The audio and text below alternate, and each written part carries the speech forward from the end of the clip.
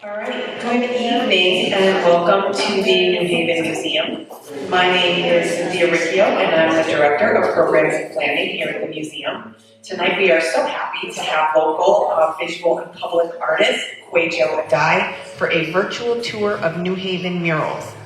Adae will offer a virtual mural tour of public art initiatives throughout New Haven, focusing on works completed in Dixwell, Newhallville, Fairhaven, The Hill, Westville, East Rock, and downtown New Haven, and discuss their significance.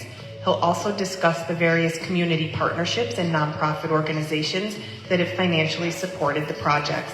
Visitors will also get a glimpse of a proposed future installation in the city. Adae notes the extensive processes behind the creation of public art are profoundly challenging, inherently messy, and extraordinarily difficult. He adds that it is important for people to be aware of how public space is altered and improved by the creation of public art. Community feedback is vital to the process of installing murals, he says. Public forums such as this one are a perfect opportunity for the public to hear about upcoming projects and talk to artists. Adae is the founder and director of Adae Fine Art Academy, an independent drawing and painting school for children, young adults, and adults in New Haven.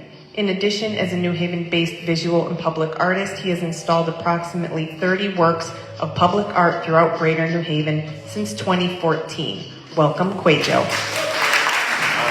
Kwadwo Adae, and I'm really happy to be here at the New Haven Museum today. And what we'll do is we'll get started with this first picture here, which is me in 2021 at Dixwell and Henry working with my son Kwesi behind me. He is my mural assistant, and he's currently at Endicott College for his freshman year, and he's studying art therapy, so I do not have a mural assistant anymore, which is great for him and also sad for me, but he's doing well, and I'm glad that he's studying something that's still even art related, because we need artists in this world. But this photo was taken by my friend Anthony DiCarlo, who is a New Haven native. So first off, what is a mural? And the definition of the mural is any piece of graphic artwork painted or applied directly onto a wall, ceiling, or other permanent substrate. So that is different from a painting, different from a drawing, something that's permanent on a wall. So I get a lot of inquiries of people wanting me to create murals on wooden fences, which are less temporary. I like bricks, I like concrete, things that are gonna last for a while, things that the community can enjoy for a bit. And when I create a mural, the intention is that this work of art will be up for at least 10 years or more, and we can increase that time a little bit. The sun is a really powerful object. UV rays and time and our climate here with the cold weather and the hot, warm sun, it really can allow murals to fade over a decade's time. So the murals I started outdoors about now are going to need some retouching soon. But that is the definition of a mural. So yeah, it's good to know what it exactly is. And that takes us to my school, which is the Adae Fine Art Academy, which is a funny story because I graduated from NYU in 2005 with my master's in painting and was not able to get a teaching job. I wanted to teach on the collegiate level, and I was not able to find anything, to the point where I was like, well, why don't I just open my own school and hire myself? That might be easier than getting a job in higher education. And it was, and that was, September will be 19 years of running that school here. And it's the biggest joy I've got. It's so fun watching people come to me with varying levels of art experience or none at all, and just watch them grow and work out their beautiful processes in my studio space. So if you are at all interested, you are welcome to come for a free trial lesson. You can contact me. If you don't think you've got an artistic bone in your body, I defy you to come to my school, and we'll really see.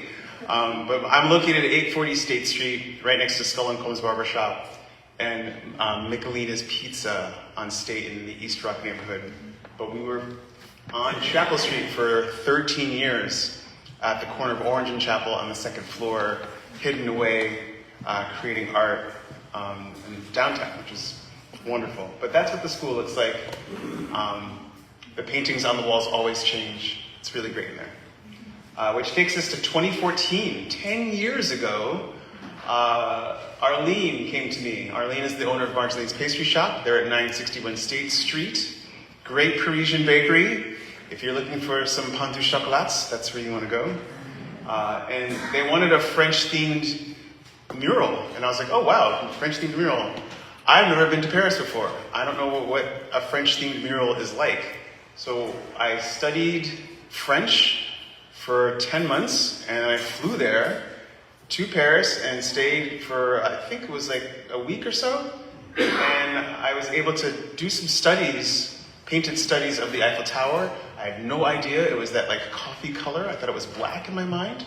But being there for a week gave me enough of a vibe to be able to recreate this scene from memory, and they wanted it stylized, so I did that. But we got the banks of the Seine, we've got the Eiffel Tower swaying, and it was really beautiful. And that was 10 years ago. That was the last time I could speak French moderately fluently. I've since lost it. And this was a great time because in the mornings I would be here at the bakery, and then in the evenings I would be on Orange Street at a bar called the Ninth Note. It was a jazz club. There was live jazz there. It no longer exists, but the owner wanted flapper dancers for his bar. So at night, I would go and watch the bands play and listen, and I would be painting this mural of the flapper dancers that are here. This mural is gone. It has been taken by the place of Barcade downtown, where the kids can play their video games and drink their beers.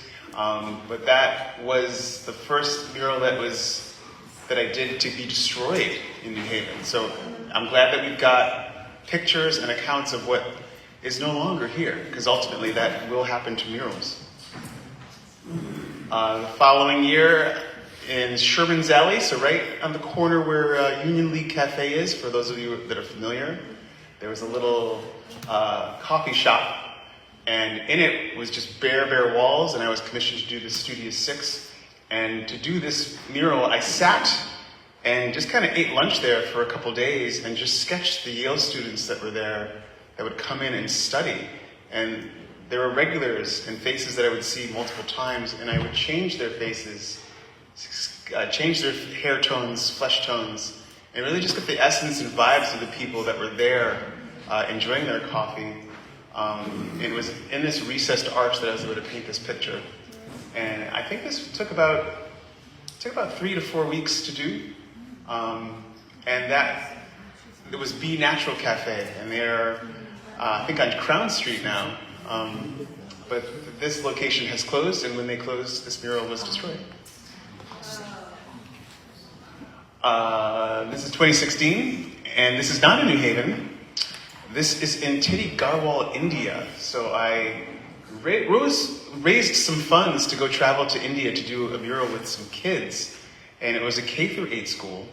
And we had a whole bunch of children that were there, and the kids and the faculty worked together to make this mural, which is called Creatures of the Garhwal Himalayas in Peace and Harmony. It was a really beautiful experience. I was there for 2 weeks. I was meditating every day, and the kids meditated each morning. Really beautiful, very centered, fantastic kids. And this trip changed my life. I came back and I just didn't notice that I had stopped eating meat, because I hadn't eaten meat for the 14 days I was there. Go to the grocery store and come home and realize that I didn't have meat in my grocery cart, and I didn't miss it. And it really led me to this beautiful spiritual practice of meditating very deeply. But this was my first international mural, and it is still there. I got pictures from it from about a couple months ago. Everything is still as vibrant. But we did a crowdfunding campaign to raise the funds. We raised $8,000 to go on this trip. And this is the cartoon that I made in watercolor a couple years back, back in 2016, to do this. I'm just going to show you the cartoon because we have the audio linked. Good evening, world. My name is Kwadwo Adae. I'm a visual artist. Shark! My name is Kwadwo Adae. I'm a visual artist and muralist. Hey, Kushi. Hey, Kwadwo. I got you. I've taken the liberty of making this stop-motion watercolor video to chronicle what we do when we meet our funding goal. Hey, Sarah. Hey guys. We're going to need you for this trip, too. The three of us are going to fly due south across the Caribbean to head to Central America, where our destination will be Guatemala. We'll be taking a flight to Guatemala City, Guatemala, and we'll be headed to the Sierra Madre Mountains, where Lake Atitlan lies. Stay in formation, girls, because we're going to be coming in for a landing. Yeah, this is Papa India coming in for a landing. Sierra Yankee Charlie Delta, Roger. Roger that. India Foxtrot Tango. I'm going to be in charge of making a large-scale outdoor mural with the children of the Lake Atitlan community. I will be teaching meditation and yoga classes to people in the village. And I'm the videographer. I'll be making a documentary on this trip that will be screened when we return. And that's our friend Amanda. She's the co-founder of La Biblioteca Puerto Abierta, a nonprofit early childhood educational center that is committed to instilling a love of learning in the youth in Santiago Atitlan. Amanda was part of our meditation and yoga group from our time in the Himalayas.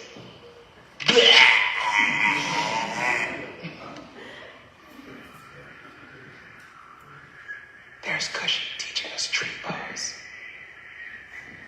She'll keep us centered and relaxed for our mission. Your generous donations will provide us with the palettes, brushes, and paint necessary for the children of the village to create the mural. So together, it will be our creation.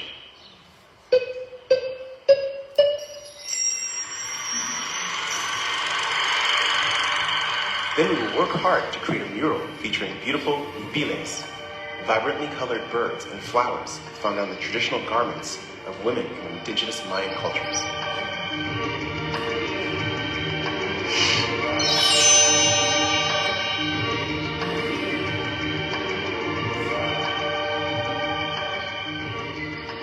Goodbye, everybody. Thank you all so much for your love and support. Cushy, Sarah, let's go home.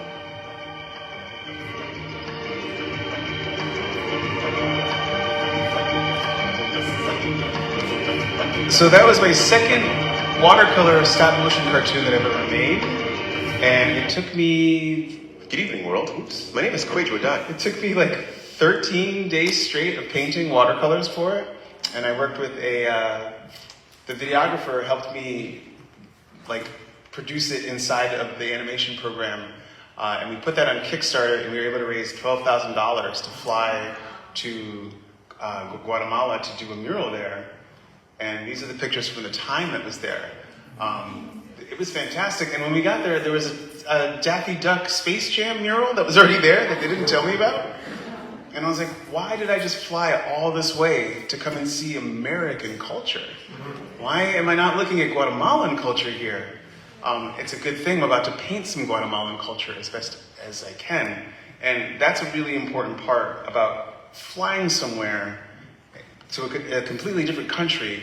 You really need to immerse yourself in the culture there. I don't really want to put up any murals of American things if I go to another country. I really want to immerse myself so I can reflect the culture that's already there. So we did a lot of study. We spoke to some, we went to the consulate that's here, the Ecuadorian consulate right next to the Knights of Columbus building, just to get as much information as possible.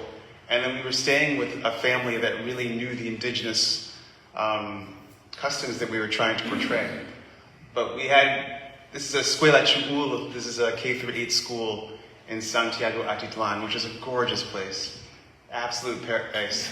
And we had the boys and the girls come and we would feed them ice cream for work. So we made the ice cream man like very wealthy because like every day after they would paint, we would feed them an ice cream and the lines after each day of painting would get longer and longer and longer. And then there's adults in the line and there's people's moms and grandmas and dads. It was wonderful. It's truly a beautiful experience. But this is one of the murals. It's the vertical stripes that are indigenous to Mayan culture. And in school, I was told that the Mayan were killed and like died out, and that is not true at all. Cultures are still there, thriving. You can hear the languages that are there that are not Spanish, that are like ancient indigenous languages. There are kids there, and that culture is preserved, and it needs to be. To the point where, on a side note, some of the indigenous families, they're called the Tutuil, they were refusing to put their kids in Spanish schools unless they started to teach the language Tutuil in there. And the government agreed with them, and they had that happen. So instead of like continually wiping out cultures, you're integrating them. And then we did 2 murals there. That's the other one. And it was 14 days that the trip was. We talked to the principal of the school, and we had every kid help us, and that was all the kids. This is back in 2016. In the background above the mural is Volcan San Pedro, which is a dormant stratovolcano. And then you can see me way in the back of the red shirt. Next to me is my friend Sarah, who is now at the University of Texas as a film professor, and then Kushi Malhotra, who is a yoga teacher here, who is currently in India. She goes back and forth to where I was at the last slide, or in India when I was doing the mural past there. And all these kids must be college age by now. They must be all really big, but we had a really special moment in Guatemala. And then that brings us back to here. And this is the Farmington Canal Greenway in 2016. And I was working with Neighborhood Housing Services of New Haven, and we've been working together still since 2016. And they're fantastic. They're an anti-blight organization. They help people get into their homes. They provide a lot of services throughout the city. And we work together to beautify neighborhoods. So they came to me seeing if I could create something for the Greenway that kind of promoted the use of the Farmington Canal, so that people that couldn't afford expensive bikes or expensive equipment to use the trail could just get with their friends and run on it. So I sketched the skyline, and on the trail, anyone that was walking by, I would invite to paint with me. And anyone, when I did that, people were just like, oh no, I don't want to paint with you. You're painting a mural? I'm not an artist. I don't want to paint with you. So most of my time was me saying to people, I actually want you to paint with me, and you're not going to mess this up. Everybody was afraid that they would mess it up. And without the people, we wouldn't have been able to finish this. I would have to do it all by myself. And we ended up having 40 volunteers over the course of a month to paint this.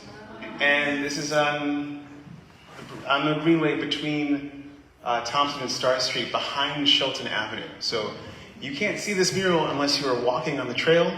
If you're in your car, you can't see it at all. You got to be on the trail for it. And this mural has deteriorated over the years. We got a gutter to fix on the roof here to maybe get some of the water out, but there's something with this building that allows water to get behind the paint, because it's been peeling pretty poorly. And I visited, it's got poison ivy that kind of creeps in on it. And it's just not a great site for a work of public art without some major renovations, but for a quick fix, it was a really beautiful project to work on. And then this is the Urban Improvement Corps. And they are a group of students at Yale who partner with 2 kids from the New Haven public school systems. And what you can do is it's just free mentorship and free tutoring. So they came to me asking if I could make a mural that featured mentorship, whatever that meant to me. So this is the room where they do mentorship for the kids, homework help and whatnot after school. And it's usually a Yale student and a child, and then it's whatever they're learning. So I did the top 2/3 of the mural, where it's like the New Haven skyline, and then things that you would probably read in school, the quadratic equations, space, Egypt. And then I allowed the kids and their mentors to paint whatever they wanted on the bottom third of the mural. And it was an afternoon of a lot of fun. And towards the end of it, they just filled it in. And I just think it's beautiful what they did. And this is an exercise in what happens when you just kind of let go of the control of what you need to create art, and just let people create on their own. And it's in the basement of the Afro-American Cultural Center, which is 211 Park Street. So this is downtown. And then this is also 2017. This is at John S. Martinez Sky and Sea STEM Magnet School in Fairhaven. And they wanted a STEM mural, so science, technology, engineering, mathematics. And what we did was we had a design that was of the Long Island Sound. So I met with some marine biologists to find out what animals were in the Sound, what native birds were there, and we painted the Q Bridge and our skyline at the time. Because when you get out of the door of the school, the first thing that you see is the bridge. It's gorgeous down in the Fairhaven area. So we did all native plants, all native animals, and then there's not much about, in 2017 there wasn't much in our skies except for the LifeStar helicopter. Now with Avalo there's more air traffic, but at the time the only thing that was there was really the LifeStar chopper, so I painted that in there too. We have the Latin genus and species names of all of the animals that are living in here. And this mural is 15 feet tall and 30 feet wide. And the mural itself is 15 feet off the ground, which is why you can see the scissor lifts. There's a door there that leads to the cafeteria. So we were working very high up, and we got 2 scissor lifts that reach up to about 40 feet at the top. We have fall protection gear. It's OSHA required that if you're working any distance over 6 feet that you need either fall protection gear or training to work on these. This is construction equipment. It's pretty serious stuff. They wanted to have the kids help, and I was like, this isn't something that they can do. This is really dangerous stuff. And then the fall protection gear is good for someone that's, I think, at least 400 pounds. If they fall out, that gear will catch them. And the other crew is my old assistant, Tony, and then one of my earliest students, Nicole, who works for me now at the school. We had a really good time, and we did this in 16 days, I want to say, in 2017. And that was my first mural in Fairhaven, so I was really excited to do another neighborhood in the city. And then this is Calle Oriente, which is in Ecuador, in the city of Baños de Agua Santa. And I reached out to Fundación Arte del Mundo, which is this after-school program for kids to go to a place to get homework help and to get literacy help. And I went with my 6 friends from New Haven. We got Travis in the white shirt, Caprice Taylor Mendez next to him. Below Caprice is Anthony with the bald head. And then we have Tema Haida, Kushi Malhotra, and Katie Jones. And we went down to Ecuador for 2 weeks.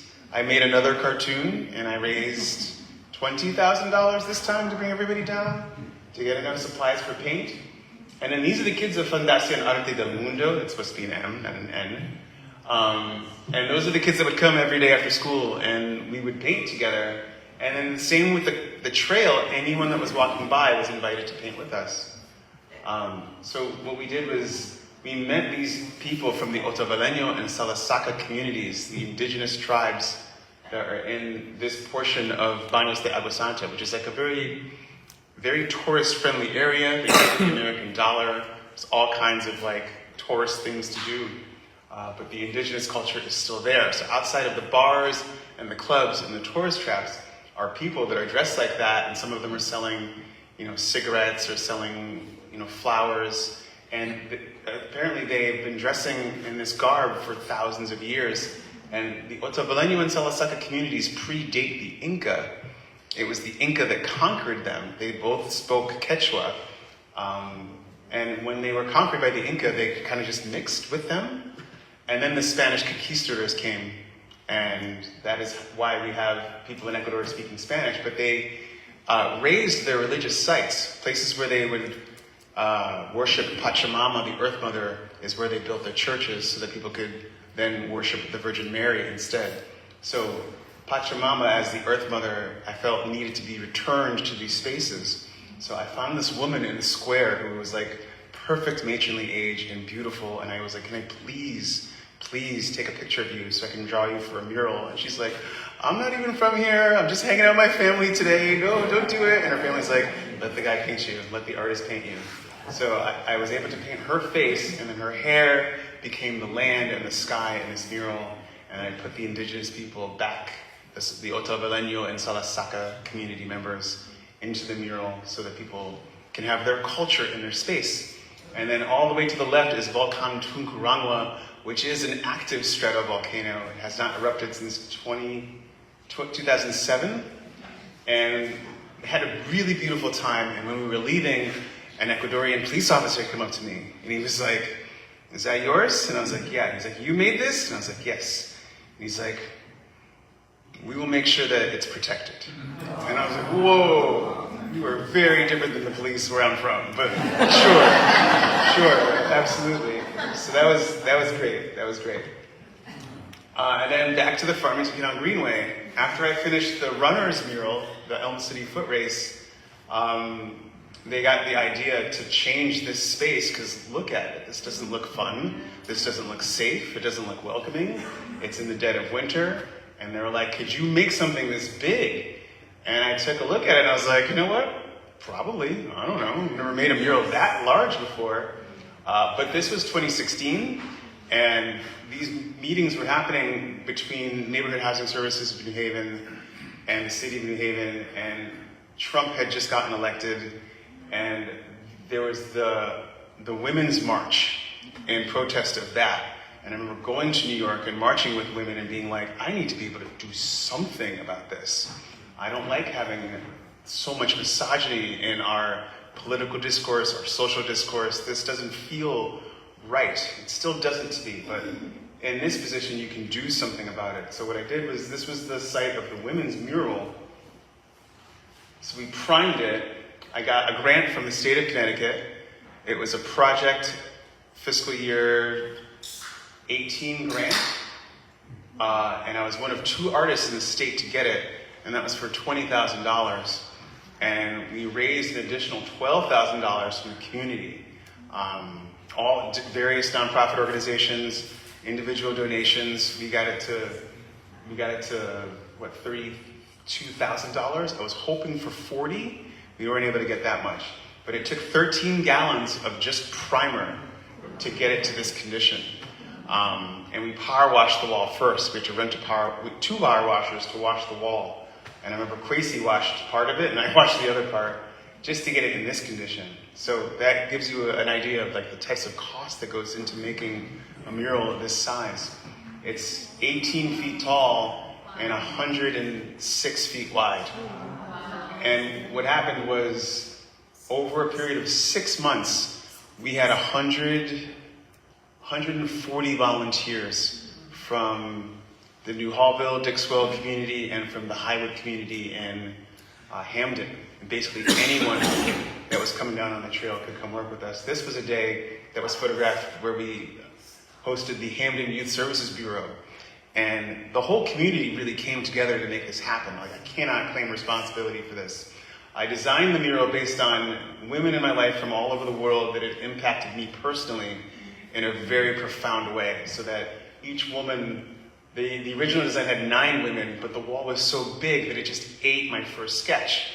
So while we were painting, I was designing more women to put in the women's mural. Because I was like, is there a women's mural in New Haven?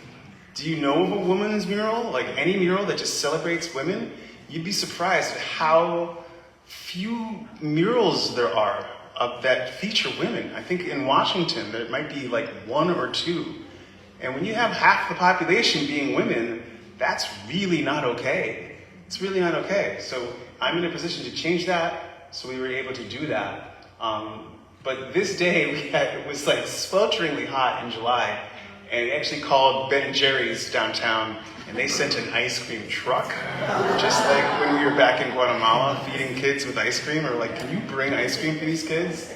And they're like, oh, yes, we absolutely can. So right off the side of the picture was a truck that was the reward for the kids, and they were like painting like crazy that day. We got so much done because the Hamden Youth Services Bureau brought a bus load of kids. And then we had all different types of organizations come. We had the assisted living center that I worked with sent a bus. We had Turnbridge, which is rehab services, come and bring a bus for people to work with. My individual friends had students from my school. Everybody had their hands on this wall. And it's really important to have that because it's much less likely to be vandalized if all of us are working on something together. And after all the murals that I've done, I haven't had anything vandalized yet, and we're gonna knock on the wood for that. But this is my sister to the left, and my dear friend Dorina, who I met on the India trip, who lives here. I painted them both 18 feet tall, and this was a really great project. And it made me feel like I was doing something at a time when I really kind of felt powerless, realized the power that a public artist can have with the discourse in the community. It's called Mothers, Daughters, and Sisters of the Firelight. It's still in fantastic condition. It hasn't been vandalized, and you haven't seen, there's no cracking, because I used like the highest quality paint that's possible. And it was just a really, really beautiful time. And this was back in 2018, so it's right at the corner of Goodrich Street, so it's where the Hamden and New Haven border is. You can see a sliver of it from the road on Dixwell if you're looking to the left and you're driving into New Haven from Hamden. And then this is Dixwell and Division. Not a beautiful spot, but I primed the wall and I wanted sparrows there because 2020 was a tough year. 2020 was a tough year. We had the pandemic, and then we had here with Stephanie Washington and Paul Witherspoon that were shot up by police, New Haven police not New Haven police. Hamden police and Yale police fired 17 bullets into the car of Stephanie Washington and Paul Witherspoon. And Yale and New Haven united, and we marched on the police station, and there were protests here for days. And there's not a lot of opportunities in New Haven for Yale and the city to come together so cohesively and so quickly and so strongly. But it was a rough time. And I wanted birds. I was like, birds are peace. They're symbols of peace. They're symbols of freedom. And we need to put that back into this community because this community is really, really hurting. Stephanie Washington was in the hospital because she got, I think, grazed by a bullet. No one was killed, luckily, but someone could have been killed. And people get killed in this country at police gunfire all the time. And I learned that New Haven doesn't play, and I'm really proud of that. So we started to put in some walls. I got a grant from the state of Connecticut. It was an artist fellowship grant. It wasn't much. It was only like $3,000. But all of it went to this design. And then this is Squash Haven. Squash Haven is the Yale organization that teaches local high school kids how to really crush it in squash so that they can apply for Ivy League scholarships and compete with the big dogs and get school scholarships. And they've probably have done 4 of my mural priming jobs and some of my background paintings, because David Talbot, rest in peace to that gentleman, really wanted to get the kids into the community too. That guy was an angel. So this was the pandemic times. I couldn't really get too much help. And I remember having to wear a mask, and when you're painting out in the streets, people come up to you, they talk to you, they ask questions, it's part of it. And we're in this time where you can't really be close to anybody, you can't really talk to people too close, and there's people that have masks and people that don't have masks, and there's a whole war about masks, and it was a tough time. But the sparrows are ubiquitous to this area. They're really, really small, but when you blow them up, they look really majestic and beautiful. And it was also a reminder for people to get into the nature that's around them. Even if you don't have a lot of trees near you, these birds are everywhere. And losing touch with nature is a really dangerous thing. We are part of it. So what happens is the mural was finished, and I got in touch with Urban Resources Initiative, which is funded by the Yale School of the Environment, and they run the Free Street Tree program. Contacted them, and they brought their green skills team to plant 3 trees. It was a hackberry tree and then 2 serviceberry trees. And for the first year, I would come down to New Hallville and water them with these buckets in the bodega, And I was like, this is too much. I can't really do this. Can anyone water them? And I think a couple people did, a couple people didn't, but they're okay now.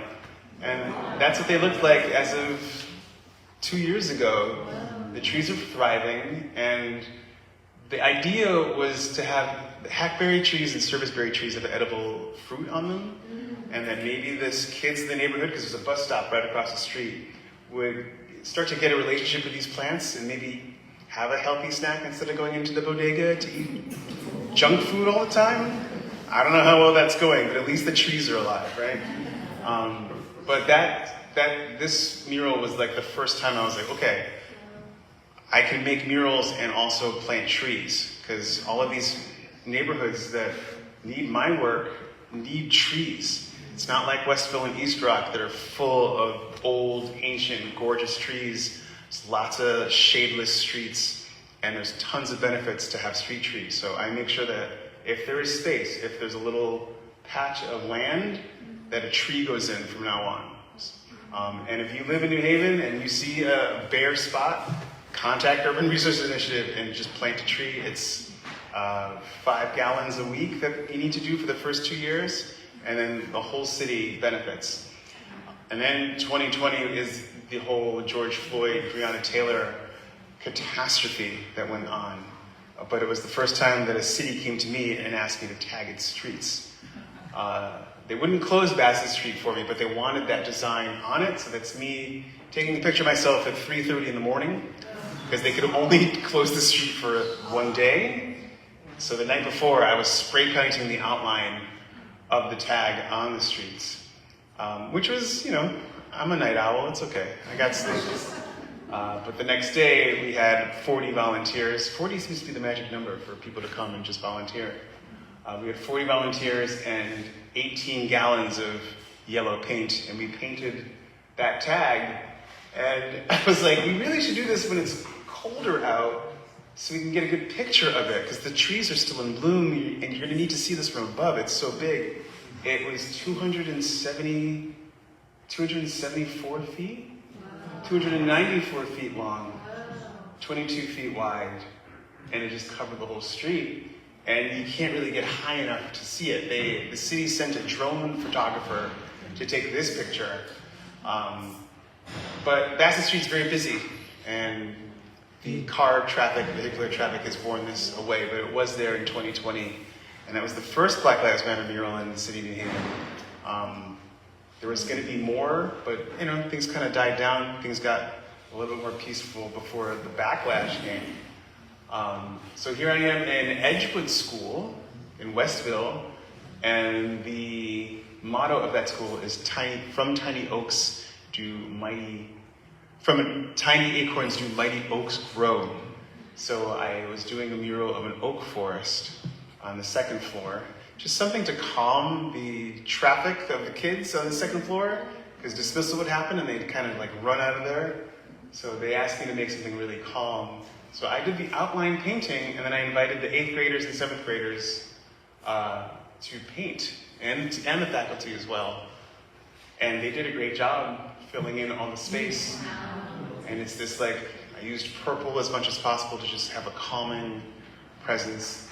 And I think it was 2 years later, a kid accidentally kicked a hole in this mural right where my name was. So they asked me to come in and patch it up, but I did, and I thought that was hilarious, because kids are still kids, the schools hold kids for a while and teach them, and then they send them off, but it's still looking pretty great. It's still looking pretty great there. And then this is the before picture of the Boucher mural on Henry Street, and I grew up in Shelton, Connecticut. That's where my parents moved when I was 8. I'm originally from Rochester, New York, but I've been living in Connecticut since I was 8 years old. So I went to Connecticut schools, and I had never heard of Dr. Edward Alexander Boucher. So when I finally found out about him, I'm like, I'm from here. Why don't I know about this person if he's from my city? But learning about him was really a pivotal moment for me, because I was just like, how many people also haven't heard of this man who was the first Black person to get a PhD in the country? I know who Eli Whitney is, I know about that patent with the cotton gin. Like, isn't this a little bit more of an achievement? Why don't we know about this person? And that sent me on this wild goose chase of trying to find as much information as possible about him. Learned that he went to the Hopkins School. Learned that he was graduated in physics. His thesis on measuring refractive light indices. And I can't imagine, when I think historically of graduating in 1876 as a doctorate black man in this country, where eugenics is the theory, and people don't believe that your skin color and your intelligence are unrelated. Like, I can't imagine the brilliance of this man and how he had to fight a world that wouldn't accept him. And I was like, there should already be a statue of this guy, and there's nothing. Let's make some murals. So I got his picture from his graduation, this sepia-toned photo of him, and he's young, and he has this expression of just peaceful knowledge to him that I saw. And then I used 2 other images of him to show that his thesis was on measuring refractive light indices. So that's the spectrum of light. That's why on the left he's got red to yellow, and on the right it's like green to violet, because that's what he was looking at through the colored glasses. And his thesis at Yale is missing. They don't know what happened to it, where it is. And when he got his PhD, no school would hire this man, right? He ended up going to Philadelphia to teach at a school for colored boys, because there was no way he was going to be able to work here and teach here. And then that's an example of racism hurting everybody, because who knows who he could have taught things to that could have advanced the world. And whenever you discriminate against a woman or someone who is of a different race than you or a different gender than you, that's how we all suffer. But you don't do those calculations if you're just making sure one person's idea matters. If you're concerned with the color and gender of ideas, we all end up losing. So it's really important to make this thing. These are students from Squash Haven putting in the background. This was in the summer of 2021, and I cannot express how hot it is right there.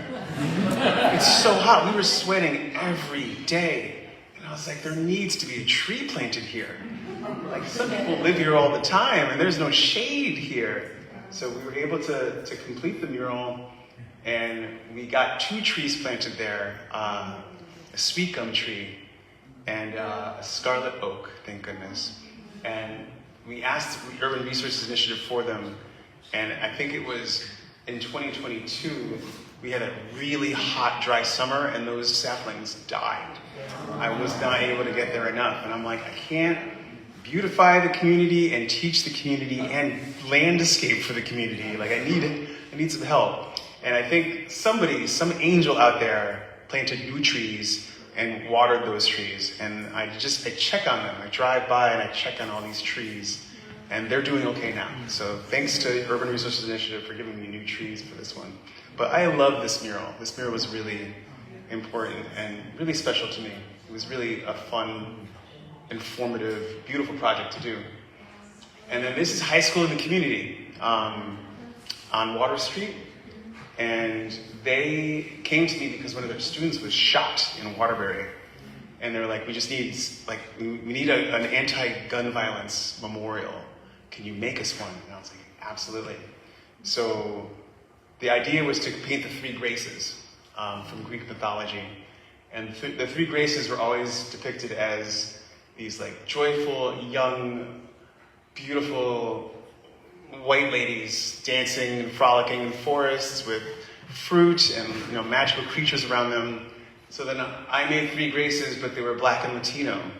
And I made these Black and Latino women carrying the tombstones, because that's what we ask these kids and young people of color to do in this society. So the tombstones are painted in chalk paint. And at the office of High School in the Community is chalk. And any student is allowed to go to the office and ask for this chalk. if they want to pour their grief onto the tombstones. Just having a mural to be a place where students can express their grief. Because we are asking way too much of kids to like grow up in this world with their analog selves and maintaining their digital selves in this world that's violent and that doesn't give them much opportunity, and they need to be able to do something with all of what we ask of them. Oh, it's my dad. Hey, Dad. That's my dad. He's awesome.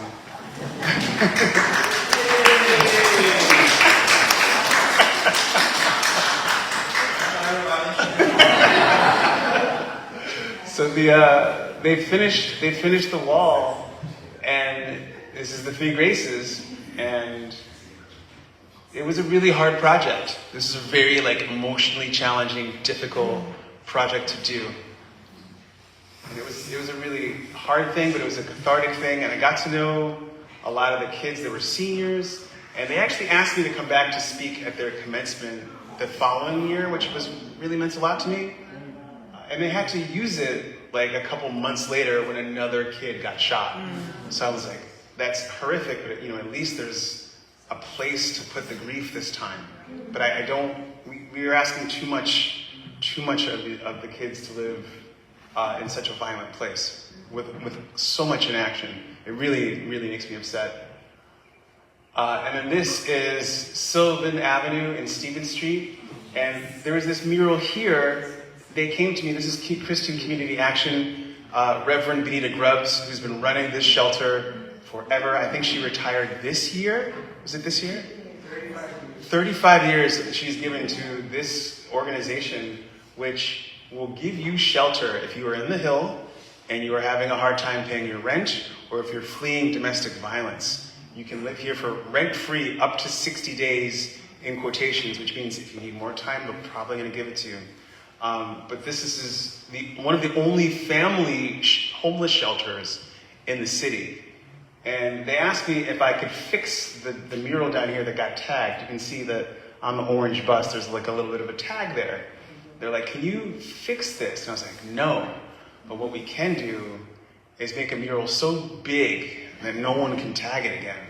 And they're like, okay. So we went to work power washing the wall. We primed this wall. This was in 2022. The sidewalk was a little wonky there, so it was really challenging to get up really high, because when you operate scissor lifts, they need to be perpendicular, and if they're bent at all, they're not going to go up all the way. So we made sure that there were some very strong rock supports underneath us. And I did a painting of these orchids, because I think orchids are gorgeous. Orchids last a long time. They're blooms that are really resilient. And I wanted to capture that resiliency in this mural of the flowers on the homeless shelter. And because it was a vertical piece, I also wanted it to be collaborative too. So at the very bottom, we were able to get the kids that were living in the shelter at the time to paint with us, which was a really wonderful thing to do. They were very excited about it. And none of these kids are there now. 2 years later, they've all hopefully have moved on. I think they have. But it's a temporary shelter. And this is a temporary time. But I did these orchids upside down because when you are houseless in this society, anywhere in this society, your life is turned absolutely upside down. But it doesn't mean that you're any less beautiful. It doesn't mean that your experiences aren't any as less valid than anyone else that has a house.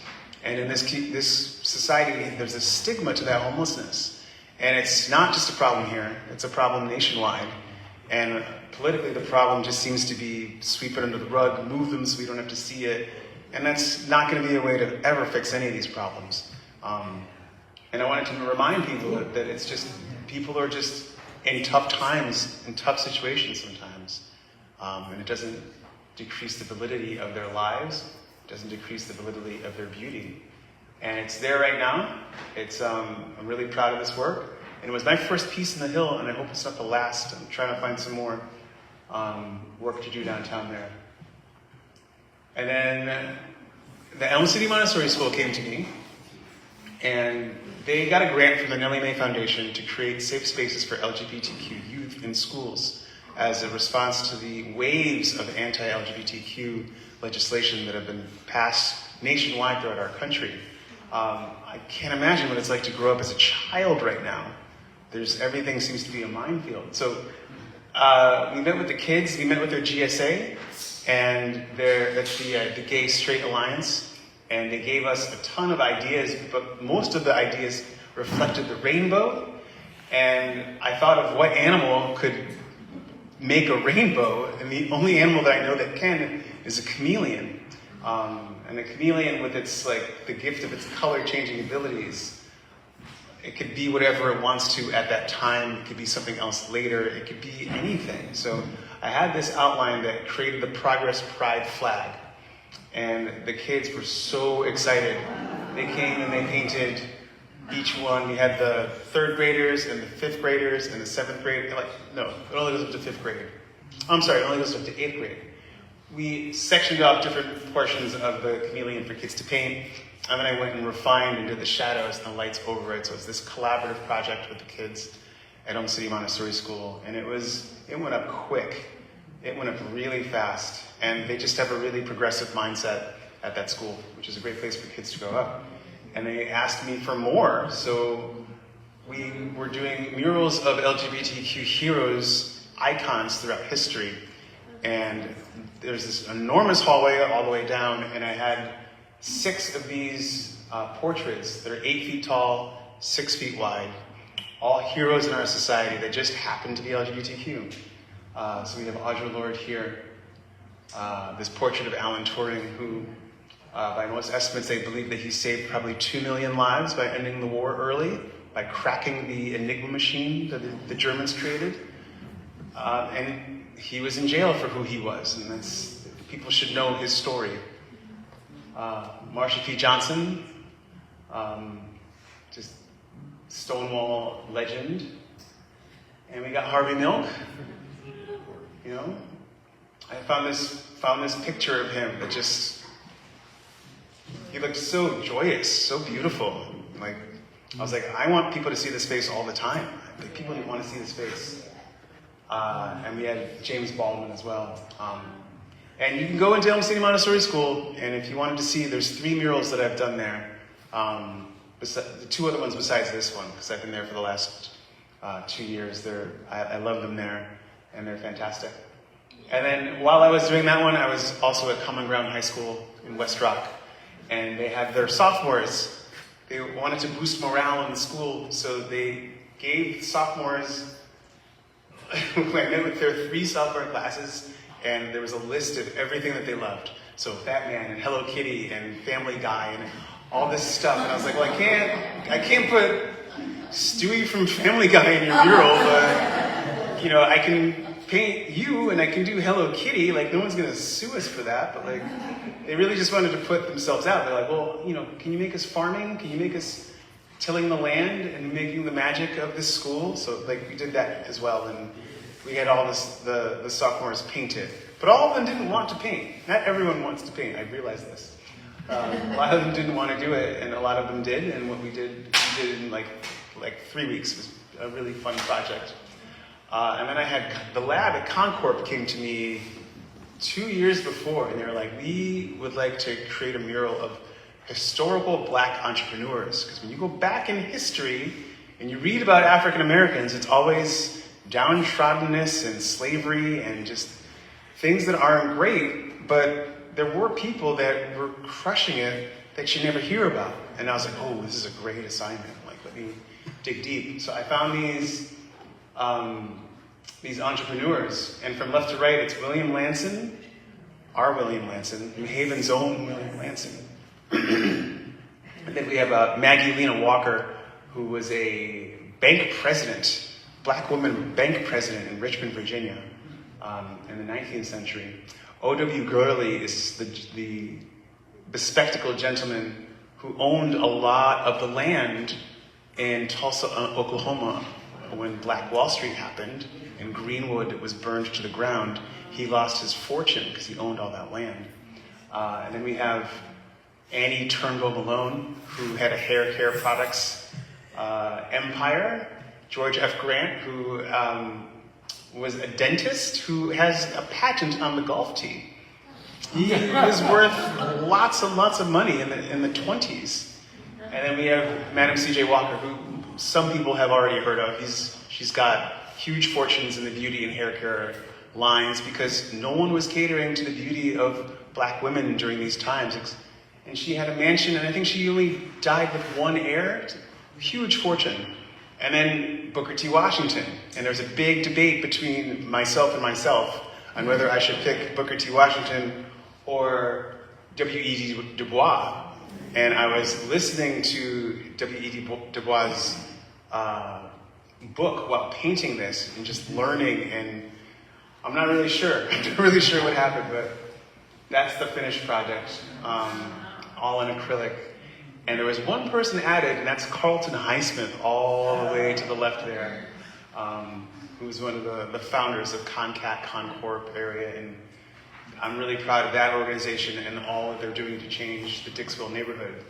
Beautiful stuff. So any one of these people earned so much money, so much money. But you don't hear about the black millionaires, and you should. They exist. And we're coming to the end. This is the watercolor study for the mural that's at the corner of Grand and Blatchley that I finished in November. This is a mental health themed mural funded by Yale Community for PRCH. Yale PRCH. It's a mental health themed mural that had flowers in it because it's a really vibrant neighborhood. Fairhaven is a really vibrant space. So we had this is a 12-foot tall by 50-foot wide mural of flowers on Blatchley Avenue, and I love this piece.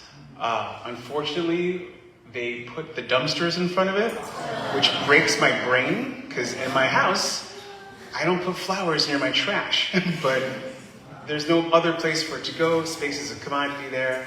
I've also requested to have a honey locust tree planted, but there's a pharmacy. The pharmacy is the wall here, and they park their cars over that space so that they can deliver drugs to it. So I'm really trying to get a tree there, but we'll see. We'll see if it can happen.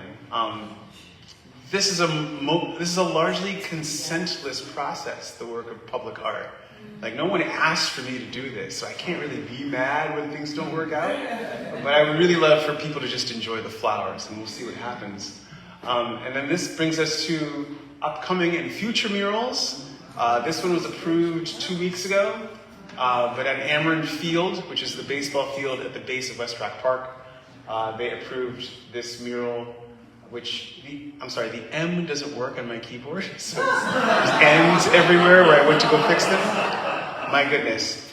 But the gentleman's name was Major Allen Jr., and he was a New Haven Negro League second baseman. And Connecticut didn't have a Negro League team, so he went to New York to play for 3 different Negro League teams. And I checked the New Haven Museum's collection. We checked the Beinecke. There is nothing on this man. The only thing that exists, thanks to Michael Morand, who was just here, is his records in City Hall. He was born April 13th, 1896, and he's like New Haven's Negro League baseball star in my mind. So after the completion of this mural, which is him hitting a grand slam, it might be the only tribute to him that exists. There really isn't much of anything. So I start on that as soon as the city sends payment.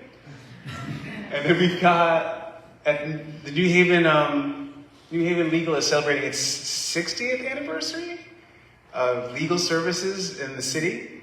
And these are the concept drawings for their lobby. They do legal work in public benefit, so on the left is the public benefit one. They do housing stuff, housing law, so we have the Our Lady of Housing sketch that's here.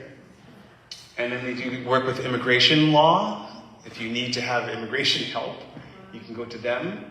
So we are in contact, and we're just waiting for them to approve it. As soon as they do, I'll be making this mural, which is on Orange Street. And this, I just got a rejection for. This was a Stamford parking garage mural of these flowers. They said no, happens all the time.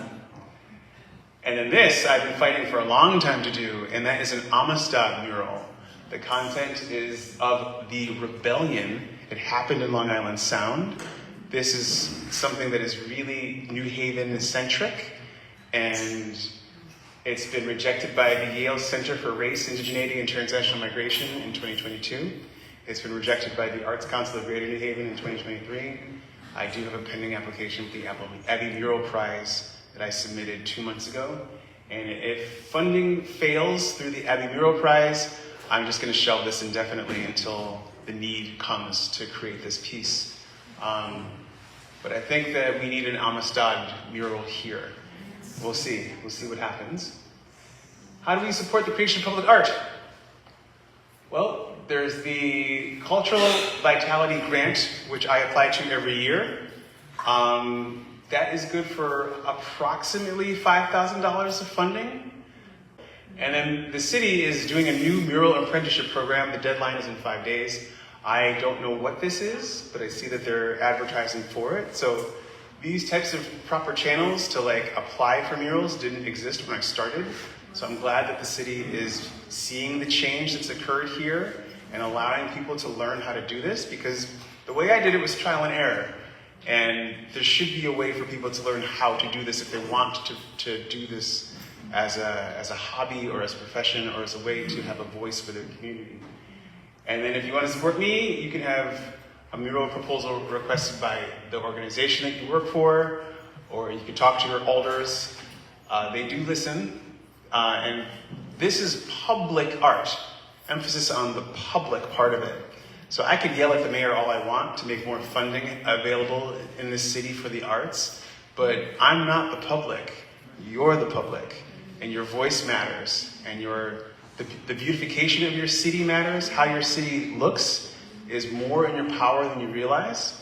And if you want a city that is full of public art, if you go and travel and you see other cities that have fantastic public art, you can talk to people in City Hall about it. Or you can grassroots raise it yourself, like I've done to do murals internationally. We are not powerless. We are far from powerless. If you're interested in the class, I'm at Adae Fine Art Academy. My Instagram is Kwadwo Adae. And thanks so much for your time.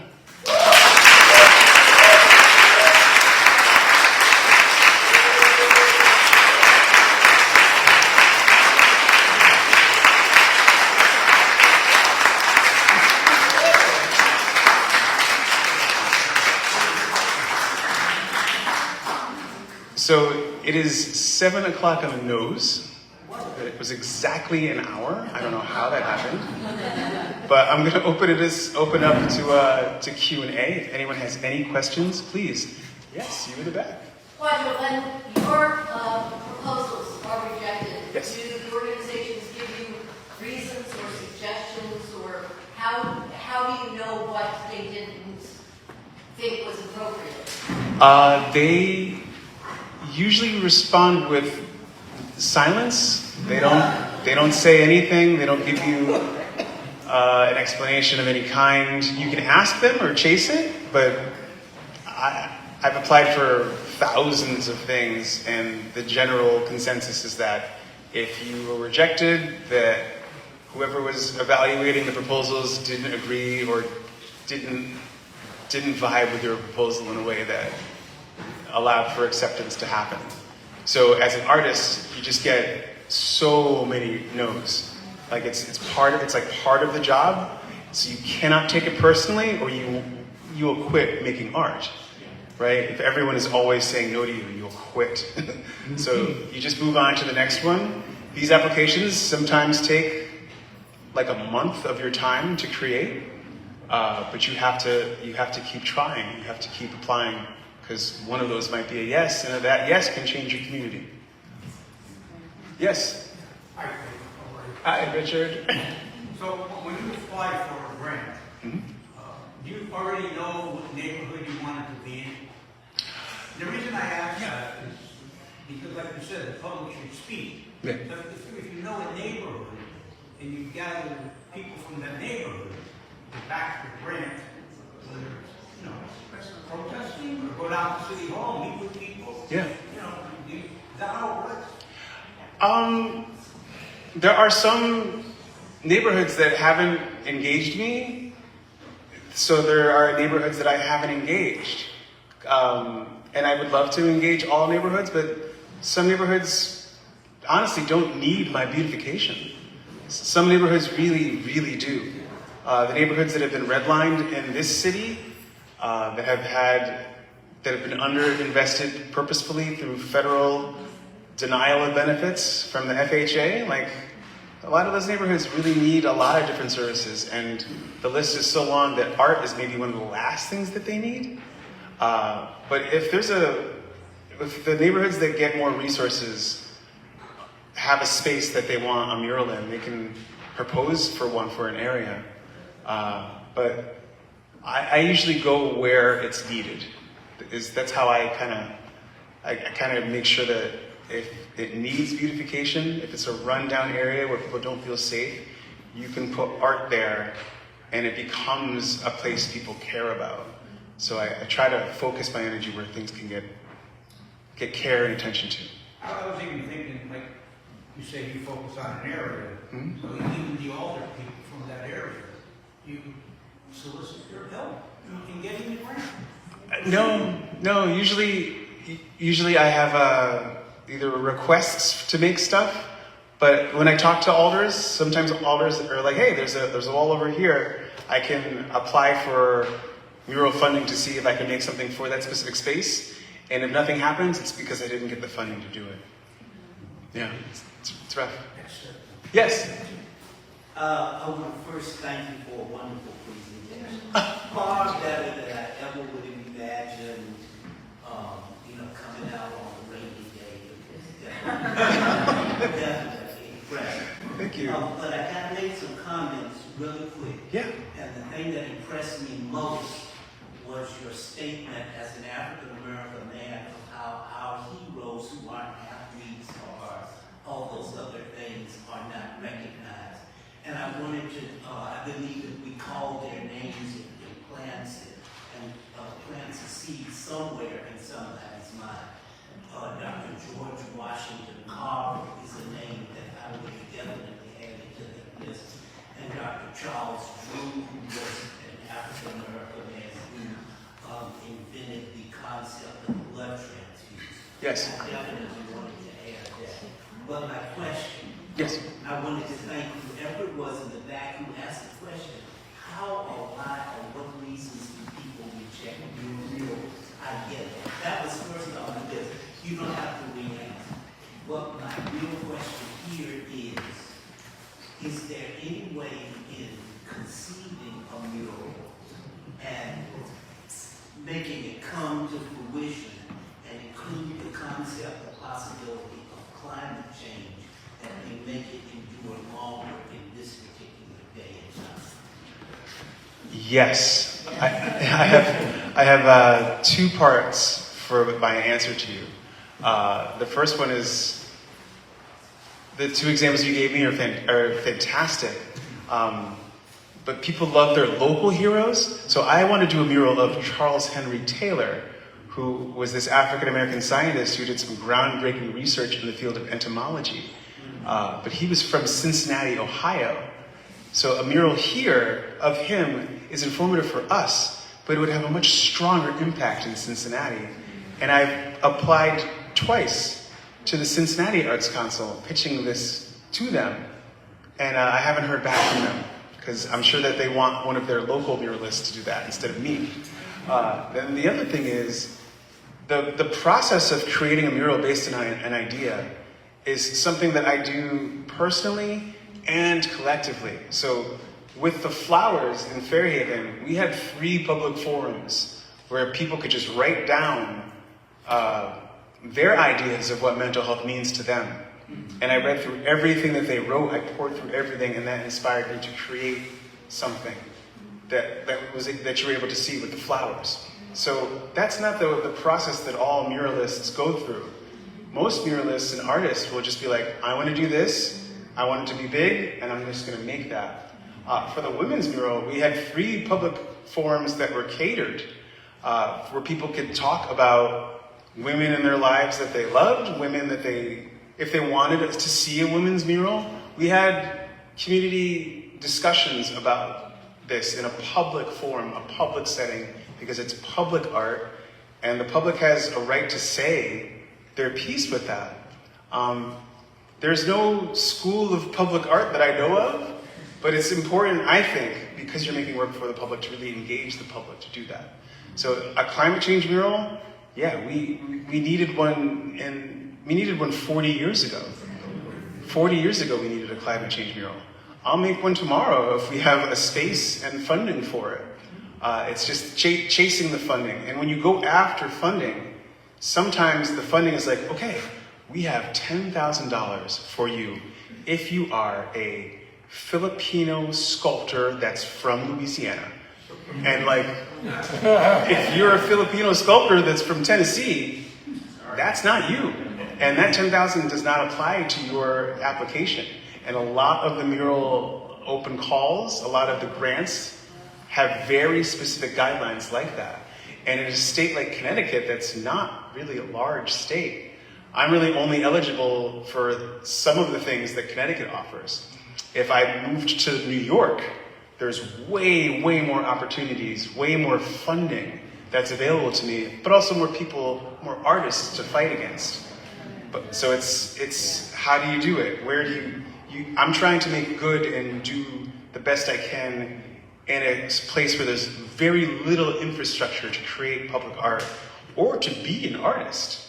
Like if I wasn't doing murals and I just wanted to be a painter, making oil paintings, like unless I'm showing at Yale University, which hasn't been calling my phone, there's really nowhere to show my work, right? So this is the best way that me as an artist is able to share my work with the community, is to have us all share it at once. So I would love to do a climate change mural.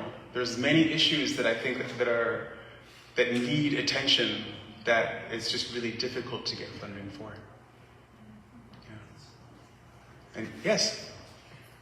You were inspirational. I am just in awe of what you do. It happened today that I made an appointment to interview a woman on Friday who's leading a program called Girls Rising.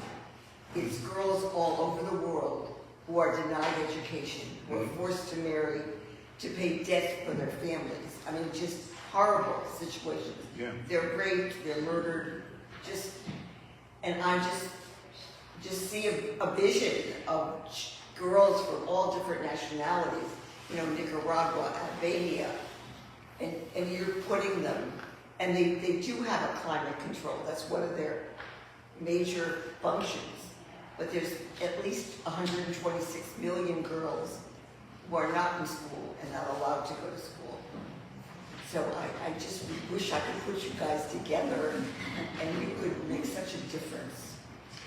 I'm happy to talk to anyone from that organization, because going around the world and putting paintbrushes in the hands of kids that's a specialty of mine. So I may not be able to help all 126,000 ladies in their situation, but if you could help 15, if you could help 25, if you could help a few, and I try to do it here, and there's so many Spanish-speaking countries that I do this in because I'm fluent in Spanish, and if there's a country that I need to go to where I don't know the language, there's translators everywhere. So the world is ours to go and do these things in, and it's like a duty to do it. So when you can't fix the world, you fix the parts that you can. Right? That's all that I'm doing. That's all that we're all doing in our way with the good work, little bits at a time. So feel free to, you can have my information, and I'll contact this organization. Yes? Thank you again for this presentation. I am a public school teacher in Fairhaven. Sweet. And I hope I can get you back to do some artwork outside our school. My question is, your path that led you to where you are now. So I see your father's here, obviously very supportive of what you're doing. How can we inspire future generations to pick up a paintbrush and put down a video game, or put value back in art? So much of our curriculum is STEM focused, which is not altogether bad, but our kids really need art. They need art therapy. They need to see value in art again. So I'm just curious as to what inspired you to continue on what was probably a challenging, right, decision professionally, because I'm still always struggling. It's not just visual either. It's the dancers out there, the theater people, the musicians, the chefs, all of the arts. In our society now, we don't value the arts as much as we value people that are hedge fund managers or people that can be consultants that gut companies and take profits. Like, they have higher value in our society than us. So if you're going to try to inspire a young mind to just continue doing what that is, that's not video games, something that's productive to their soul, that's why we need access to art, all the arts, access to music, access to everything that's there. For me, I was always drawing. I have sickle cell anemia, so I couldn't ever do like sports. It exhausted me to do sports. But I could always sit down and draw something. So I could go anywhere in my mind. I realized I could go anywhere in my mind. If you gave me a piece of paper and a pencil, I went from being a kid that didn't have a lot of things that I could do to being able to do anything, go anywhere, draw anything. I could like see anything with a pencil. And that's a powerful thing, a powerful tool to give to a kid. But at the time, you don't realize how powerful it is. And, lots of kids take piano lessons and don't stick with them, but just, it's consistency and attention in an age where no one's attention is longer than 13 minutes because of social media algorithms and advertising and whatnot. So, excuse me. For me, I was taking a test, this fateful test in math when I was in the second grade. Dad, was it second grade? I took a test in the second grade where I had like the first 3 questions right, and then the third and fourth and fifth questions all just turned into this doodle. And I ended up failing the test because I was drawing instead of doing the test. But my teacher recommended art classes for me, just as an outlet, because I was always like, all of my notebooks, everything had just scribble and drawings on them. So every Saturday, I went into an informal art class where I could just draw whatever I wanted for 2 hours. Like literally anything I wanted. And I didn't know that didn't exist everywhere. So when I graduated and couldn't get a job teaching, I was like, why don't I just open that same school that I went to that doesn't exist anywhere? So at least I have a place to work. And that's how the school was born, right? Because I couldn't get a job anywhere else. But I did spend a long time doing lots of other things that weren't me. I did construction, and I did clerical work in an office, and just lots of stuff that didn't fit. And then you need to think about what it would be like if Louis Armstrong was an accountant. Like, I'm sure he would have done great during tax time, but like, the world really needed him to be playing the trumpet, So I don't know how you convince someone to stick with something when everyone tells you that you're not going to make money doing it, because that's what people still tell me. But that's the key to everything. It's just the consistency of it.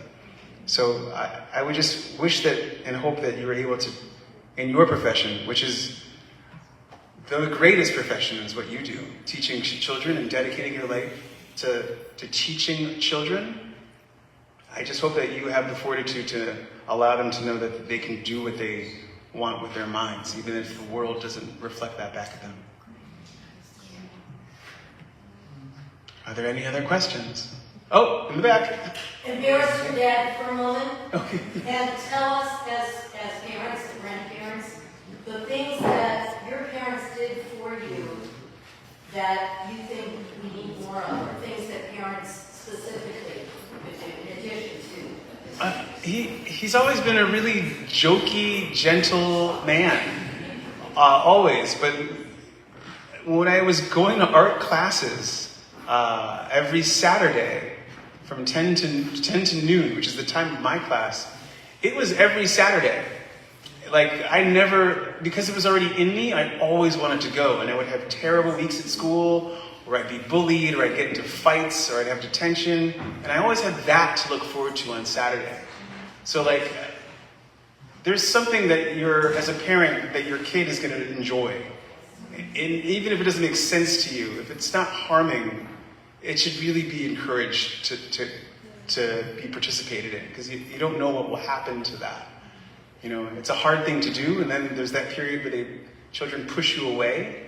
And I pushed him away when I was a teen, but now I'm always trying to grab him and cook him dinner and do everything I can, because I'm so grateful for the ability to be who I am.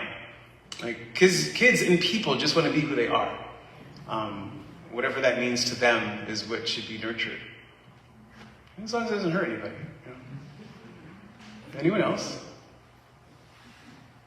Okay, Shayla! long-time listener, first-time caller. I want to know which one is your actual favorite. My actual favorite mural? Yes. Oh, wow.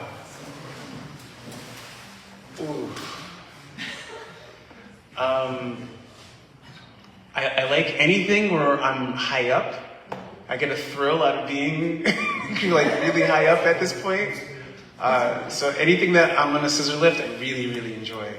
But my favorite, because of all the feedback, is the Goucher mural. I learned so much, and that's the one people are like, hey, I drive by that on my way to work, or I drive by that on my way home from work, and even when I have a bad day at work, I can look at that and think of him and think of you, and it kind of lifts me up. And that hits me right here, because there's murals all over the city right now that people are in front of, and I don't know how it affects them. I don't know anything about it, right? Like if you have it's beautiful to hear the feedback. Even when it's negative, I like the feedback. Because my favorite feedback was when I did the sparrows. This woman came up to me and was just like, why are you painting these ugly brown birds? And I'm like, oh, you think brown is ugly? And I'm like, I'm brown. You're brown. And like, why do you think brown's ugly? She's like, I don't mean it like that. I mean, why can't you do a blue jay or a cardinal or something with color? And I'm like, brown's a color. Like, she hated it. She hated it. But I loved that she hated it. It was great that she came up and told me that she hated that mural. I still think of her. I hope she's okay. I hope she's all right. Yeah. Yes, sir.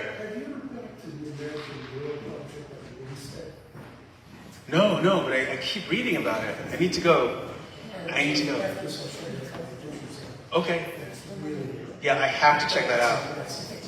I went to Miami last year to check out all of Wynwood and to see what they've done there. And they made an entire outdoor art exhibit, but they have 50 square blocks in Miami. We don't have anything close to that here. But I talked to Lee Cruz, who's Mr. Fairhaven, and they've got the most wall space out of any spaces, any neighborhoods to be Haven. He's just like, this is where you need to be. This is your future is going to be in here, where there's all these mural spaces that need to be done. And then I also love, of course, Philadelphia. And I feel like I've gone to Philadelphia so many times to see what they've got, but I'm due to go see it again, because I know that they add more murals every year. And I just love what they do down there. Yes, sir. Do you have any murals in Philadelphia? Oh, no, not yet. No, not yet? Okay. No. Mural Arts Philadelphia will take you as a muralist if you live in Philadelphia. There are residency requirements. Oh, okay. Unless you're huge on the national scene, and they've heard of you before, like, you pretty much have to live there to be a mural. So eventually you're saying? Yeah, when I moved to Philly. Are there any other questions? Oh, Yes. where's your family from? Oh, we're from Ghana. We're from Ghana. Let's see, it's Mpriso is the name of the town that my mom and dad are from. And my mom right now is in Accra, which is in the capital in the south. And she's been there for, 4 months? Yeah, 4 months? Almost 4 months. But I hope to see her soon. And Ghana has the best chocolate in the world. The chocolate that you're eating today are from the cocoa beans in Ghana. and it's beautiful there, and it's the best pineapple I've ever had in my life. So to follow up with that, how about something in Ghana, like a mural with there? What's that like? They have an outdoor street art festival called High Wattage that takes place in August every year, and I have been inquiring on how to join it because they have international artists that are there. It takes place in August, and usually August here I'm making something, so I haven't had the opportunity to go, but one of these summers I'll have to just fly over and get into it and make something there. And I might have the next mural in the autumn might be in Los Angeles this year, so if that does happen, you can check my Instagram and I can let you know.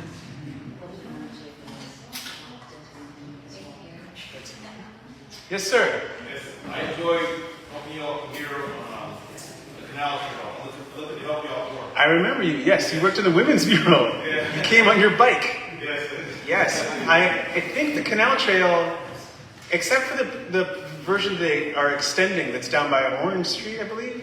Yeah. There's going to be more spaces on the canal trail, and I'm going to pitch it to the city to do more murals there. You also opened up that side. Yeah. Hopefully there's some space to do some more there. But by the time that is done, the city's mural apprenticeship program will be open, so I don't need to make all the murals in the city, but I'd love to contribute to the discourse. That's some beauty, Yeah, when that's done. Yeah, and thank you for helping. Thank you for being a part. Appreciate it. You're welcome anytime. Of course.